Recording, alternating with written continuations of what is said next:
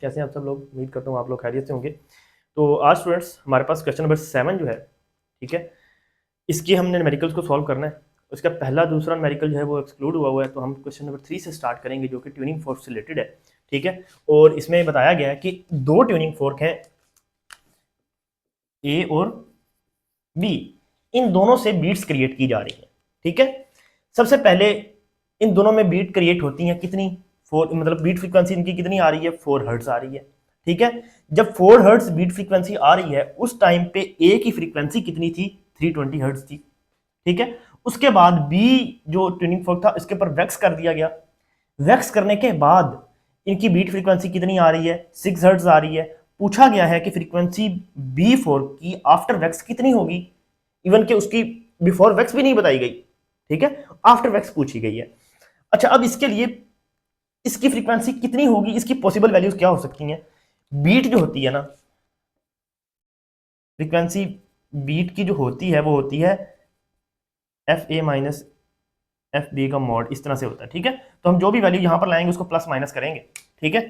तो F B जो होता है वो F A plus minus F beat होता है, ठीक है। बिफोर वैक्स की बात हो रही है, तो एफ ए की फ्रीक्वेंसी 320 थी, अगर हम 3 प्लस 4 करेंगे तो 324 बन जाएगा, माइनस 4 करेंगे तो 316 बन जाएगा। फॉर एग्जाम्पल हम लेट करते हैं कि इसकी फ्रीक्वेंसी होगी 324, ठीक है, फॉर एग्जाम्पल हम ये लेट कर लेते हैं।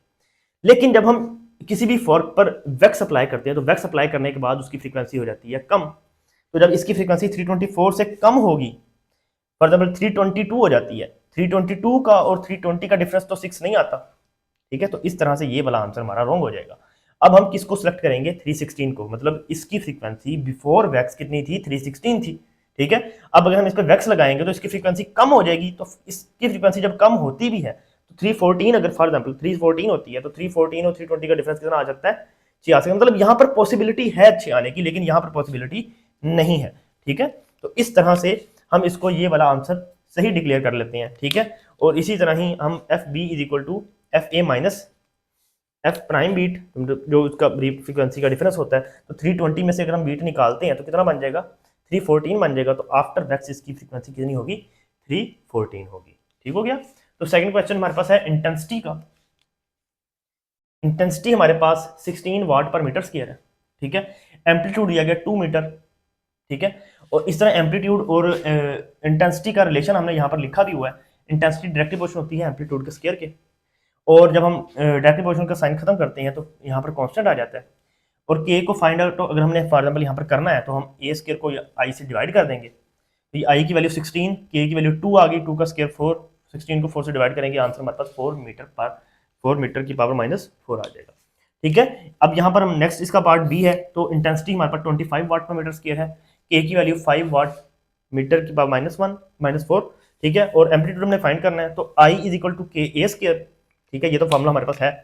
ए स्क्वायर अगर हमने फाइंड आउट करना है तो के डिवाइड मल्टीप्लाई इधर आके क्या हो जाएगा, डिवाइड हो जाएगा, तो A square is equal to I over K. तो A square is equal to I over K का अंडर रूट, दोनों तरफ स्क्वायर रूट अप्लाई कर देंगे, क्योंकि यहाँ पर स्क्वायर है तो स्क्वायर को खत्म करने के लिए स्क्वायर रूट अप्लाई करेंगे। अप्लाई किया तो यहाँ पे ए बच गया, आई ओवर के का अंडर रूट आ जाएगा, 25 को 5 से डिवाइड करेंगे, क्योंकि आई की वैल्यू 25 है, के की वैल्यू 5 है, दोनों को डिवाइड किया, आंसर कितना आ गया 5। तो 5 का स्क्वायर रूट कितना होता है, 2.24 मीटर, ठीक है। एम्पलीट्यूड है तो उसके यूनिट मीटर आ जाएंगे। अच्छा, क्वेश्चन नंबर 7, इसके दो पार्ट हैं, ए और बी। पार्ट ए में देखें, पावर दी गई है, एक साउंड की जो जनरेशन है उसकी पावर कितनी है, 200 वाट है। एम्पलीट्यूड कितना है, एम्पलीट्यूड यहाँ पर एरिया आ गया, ठीक है, एरिया है 150 मीटर स्क्वायर।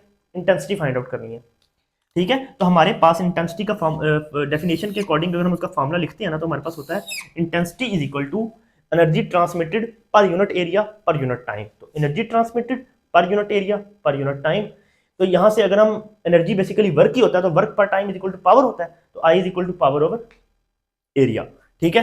तो I is equal to power over area, तो पावर कितना है 200 और ए कितना है 150, तो ये आंसर आ जाएगा 1.33 इंटेंसिटी है, तो वॉट पर मीटर स्क्वायर, ठीक हो गया।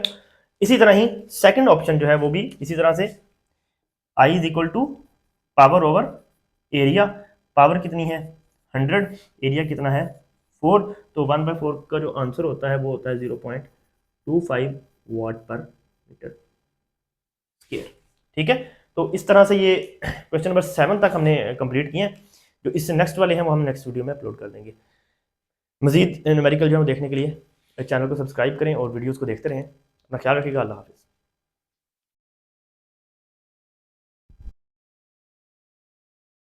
स्टूडेंट्स, तो रिमेनिंग न्यूमेरिकल जो है वो अब हम इस वीडियो में सॉल्व करेंगे। तो 7 के बाद क्वेश्चन नंबर 8 हमारे पास आता है, रेडियो एंटीना वाला। ठीक है, इसमें एक रेडियो एंटीना जो है वो क्रिएट कर रहा है साउंड को। ठीक है, और उसकी पावर कितनी है, 500 वाट की है जो कि कितने लिसन हो रही है, 10 किलोमीटर के डिस्टेंस पे लिसन हो रही है। अगर वो 10 किलोमीटर सोर्स से 10 किलोमीटर दूर है तो इसका मतलब है जो क्रिएट जब होती है साउंड वेव तो वो ऑल ओवर द डायरेक्शन होती है, तो वो स्फेरिकल शेप में डिलीवर होगी। ठीक है, तो स्फेरिकल शेप पूरे 10 किलोमीटर का हम रेडियस बना लेंगे। ठीक है, इस तरह से। अब ये बेसिकली इस सर्कल का क्या बन जाएगा, स्फेरिकल शेप का क्या बन जाएगा, रेडियस बन जाएगा। तो ये बेसिकली लेंथ नहीं है, ये हमारे पास रेडियस होगा। ठीक है, तो 10 kilometre is equal to 10 multiply 10 की पावर 3 किलो का हम प्रीफिक्स की वैल्यू लगा देंगे। ठीक है, और एक साइंटिफिक नोटेशन के अकॉर्डिंग अगर हम डेसिमल इस तरफ लेफ्ट साइड पे मूव करते हैं तो 10 की पावर 4 हो जाएगी। ठीक है, हमने फाइंड आउट करनी है इंटेंसिटी इस पॉइंट पर। तो इंटेंसिटी जो होती है energy transmitted per unit area per unit time, तो energy over time is equal to power. Power को एरिया से डिवाइड करें तो हमारे पास क्या आ जाता है, इंटेंसिटी आ जाती है। ठीक है, तो पावर और एरिया एक स्फेरिकल शेप का क्या होता है, 4 पाई आर स्क्वायर। पावर कितनी है, 500। 4 पाई की वैल्यू 3.14। आर कितना है, 1 मल्टीप्लाई 4, 1 मल्टीप्लाई 10 रेज्ड पावर 4। ठीक है, इसको हम सोल्व करेंगे तो आंसर आ जाएगा 4 मल्टीप्लाई 10 रेज्ड पावर -7 वाट पर मीटर स्क्वायर। ठीक है, तो इस तरह से हम इंटेंसिटी को फाइंड आउट करेंगे। ठीक है, अब नेक्स्ट क्वेश्चन जो क्वेश्चन नंबर 9 है वो ऑर्गन पाइप से रिलेटेड है। L is equal to 1 metre. ठीक है, स्पीड ऑफ साउंड जो क्रिएट हो रही है वो 340 की स्पीड से हो रही है। फाइंड फंडामेंटल फ्रीक्वेंसी F1 हम जिसको कहते हैं। ठीक है, और उससे नेक्स्ट वाली भी 2 फ्रीक्वेंसी फाइंड करनी है। लेकिन ऑर्गन पाइप की हमने 2 टाइप्स पढ़ी हुई हैं। एक जब फॉर एग्जाम्पल ये ऑर्गन पाइप है तो दोनों एंड ओपन हो, ठीक है, ये भी एक टाइप होती है, और एक इसमें एक एंड ओपन होता है और एक एंड क्लोज होता है। ठीक है, तो पहले हमने जो ये चीज फाइंड करनी है ये उसके लिए करनी है इफ बोथ एंड ओपन। ठीक है, if open at both and मतलब वो ऑर्गन पाइप जिसके दोनों एंड ओपन है, तो उसके लिए फ्रीक्वेंसी का फार्मूला होता है F N is equal to N V over 2L। ठीक हो गया, तो एन अगर हम पहली फंडामेंटल फ्रीक्वेंसी फाइंड करें तो एन इज इक्वल टू उसके लिए क्या होता है, 1 होता है। 1 आ गया, वी की वैल्यू 340 डिवाइडेड बाय 2, लेंथ 1 है। ठीक है, तो बेसिकली 340 को 2 से डिवाइड करना तो ये आंसर हमारे पास आ जाएगा 170 हर्ट्ज। ठीक है, ये फंडामेंटल फ्रीक्वेंसी 1 आ गई।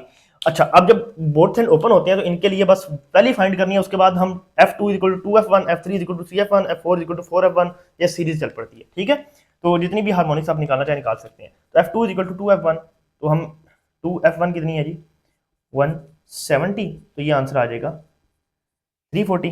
ठीक है, 173 के लिए 3 से मल्टीप्लाई कर देंगे, आंसर आ जाएगा 510। ठीक है, अब हम करेंगे if pipe is close eight one and, मतलब वो ऑर्गन पाइप जिसका एक एंड क्लोज है और एक एंड ओपन है, उसके लिए जो फ्रीक्वेंसी का फार्मूला होता है F N is equal to N V over 4L होता है। ठीक है, मतलब ये डिक्रीज हो जाती है। किस तरह से, अब हम इसको फाइंड आउट करते हैं। पहली फंडामेंटल फ्रीक्वेंसी तो एन इज इक्वल टू 1 होगा, वी है 340, ये 4 आ गया, लेंथ इसकी 1 है। ठीक है, तो 340 को बेसिकली 4 पे डिवाइड करना है, कितना आंसर आ जाएगा 85 हर्ट्ज आ जाएगा। इनके साथ भी हम हर्ट्ज लगा देते हैं। ठीक हो गया, अच्छा अब 85 आ गया। अब जो एक एंड क्लोज होता है ना उसमें इवन हार्मोनिक्स नहीं होते, मतलब F2 F4 नहीं होता, सिर्फ ऑड हार्मोनिक्स होते हैं। तो F3 क्योंकि वो पॉसिबिलिटी उनकी बनती नहीं है, बेसिकली अगर हम उसको टॉपिक में पढ़ें तो वहां से उसकी जो स्टेशनरी वेव क्रिएट होती हैं, ठीक है, उसमें पॉसिबिलिटी उनके इवन जो है उनकी पॉसिबिलिटी नहीं होती। ठीक है, ऑड बनते हैं, F3 बनता है F5 बनता है, तो F3 is equal to 3F1, F5 is equal to 5F1। तो F3 के लिए 3F1 कितना आया था 85, तो ये आंसर आ जाएगा 255 हर्ट्ज। ठीक है, और इसके लिए 5F1, F1 है 85, तो इज इक्वल टू 425 हर्ट्ज। ठीक है, नेक्स्ट हमारा लास्ट वाला जो है वो डॉपलर इफेक्ट से रिलेटेड है कि एक ट्रेन जो है वो 90 किलोमीटर पर आवर की स्पीड से एक प्लेटफॉर्म की तरफ जा रही है, ठीक है, उसकी फ्रीक्वेंसी 1000 हर्ट्ज है, ठीक है, और एक विसल की जाती है, तो उस टाइम उसकी फ्रीक्वेंसी जब ट्रेन अप्रोच कर रही होगी तब कितनी चेंज होगी, और जब ट्रेन वहां से लीव कर रही होगी, मतलब जो अवे जा रही होगी स्टेशन से, तब क्या होगा चेंज। तो ये दोनों केसेस हमने डॉपलर इफेक्ट में पढ़े हुए हैं, और दोनों के लिए फार्मूलाज भी पढ़े हुए हैं। एफ एल अपेरेंट फ्रीक्वेंसी जो होती है speed of source, speed of source US, और ये है स्पीड ऑफ साउंड, ठीक है, उसमें से हम चेंज नहीं कर सकते हैं, ठीक हो गया।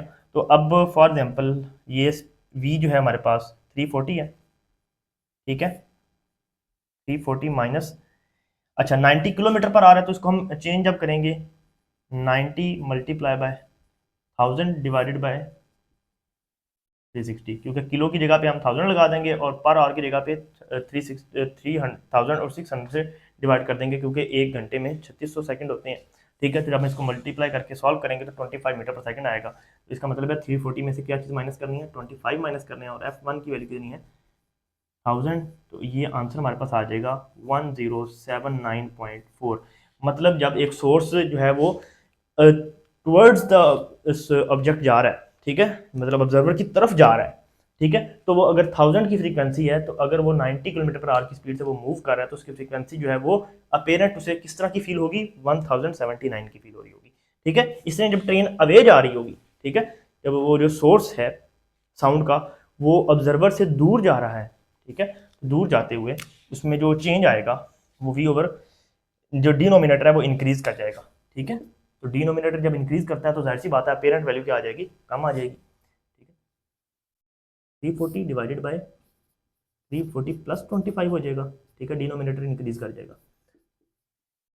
ये आंसर हमारे पास आ जाएगा 931.5 हर्ट्ज, ठीक है। इस तरह से ये न्यूमेरिकल को सॉल्व करेंगे। बाकी जो डॉपलर इफेक्ट कंप्लीटली वो हमने डिस्कस किया हुआ है, ठीक है।